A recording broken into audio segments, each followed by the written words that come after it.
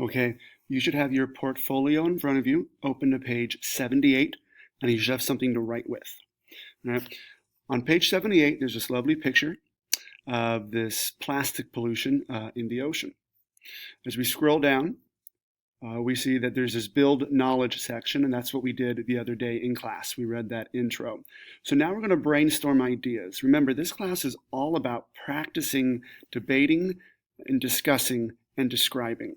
So what we're going to do is we're going to write a quick list of ways people use plastic bags.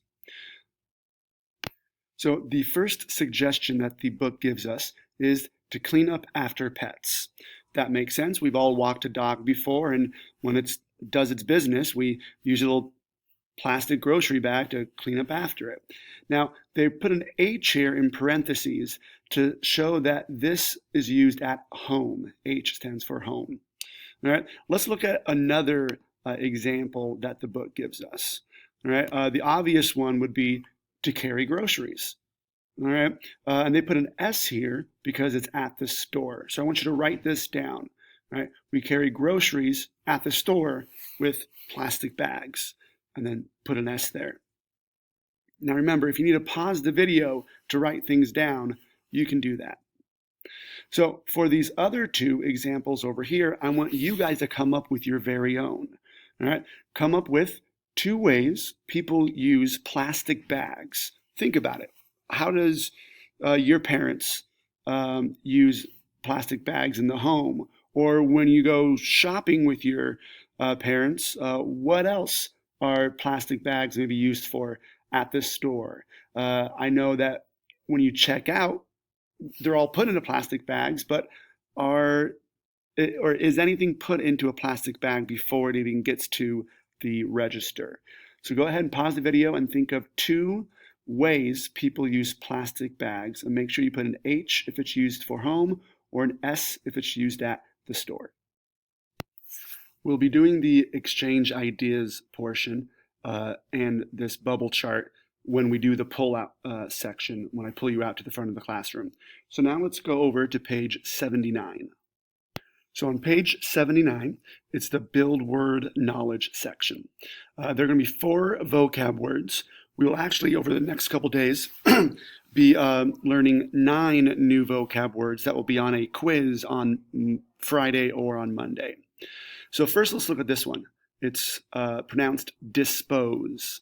Now, I actually want you to quietly say that to yourself. Practice saying it, dispose. I know you might giggle, oh, is everybody else saying it? Don't worry about it. Everybody else is listening to headphones. So just practice saying the word dispose. Now, it's a verb, so it's an action. It's something that you do. What I want you to do is bubble in 1, 2, 3, or 4. Remember, 1 means I don't know this word. 2 means I recognize it. 3, I'm familiar with it. 4, I totally know it and could describe it to somebody else. Now let's look at the meaning. All right, it means to use something briefly and to throw it away. That's really what it means. It just means to throw it away. So go ahead and write this down. Now let's look over at the examples. All right, there's 2 here. We're going to do the first one together, and then I want you to do the second one on your own. The first one says, after the birthday party, we disposed of, and go ahead and write down wrapping paper. All right, it was a birthday party, lots of wrapping paper, or even after Christmas, there's just wrapping paper all over the place, so we disposed of it. It was used briefly, and then we threw it away.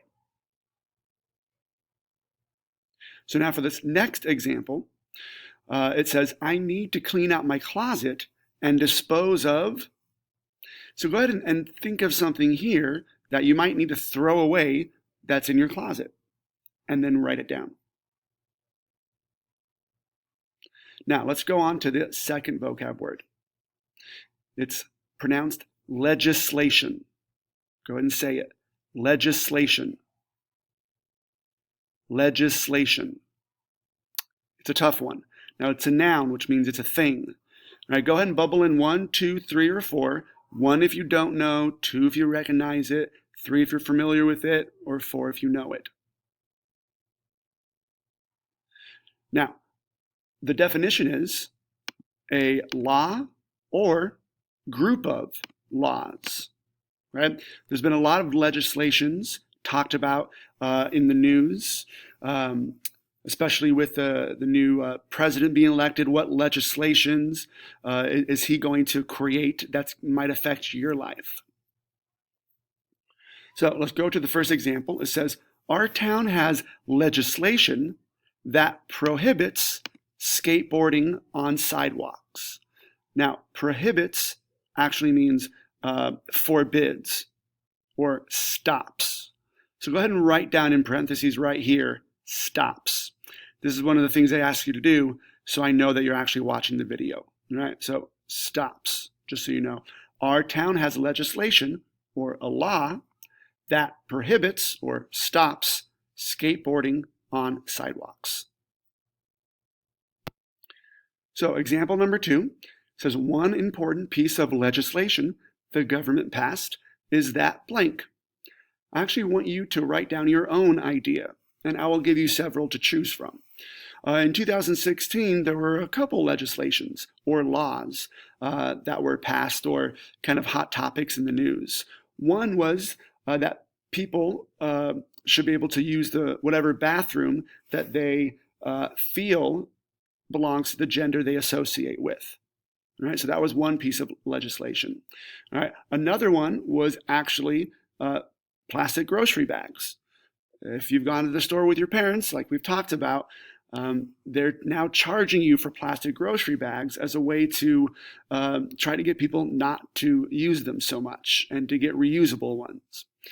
And another piece of legislation that has been passed might be something having to do with graffiti removal or being able to arrest immigrants and send them back to the country they came from if they're murderers or things like that. So go ahead and think of an important law that was passed and write it down here.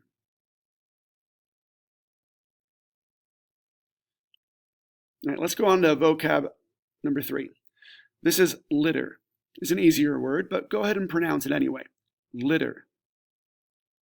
Litter.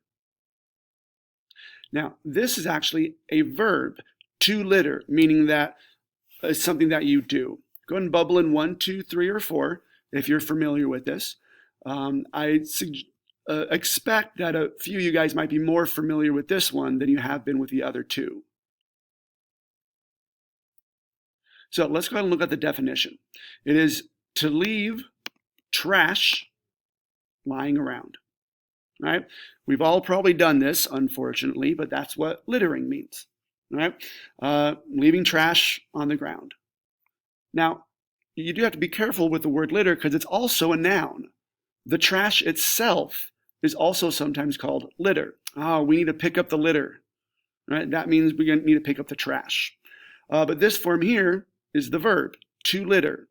I'm littering. I saw Juan litter on the playground.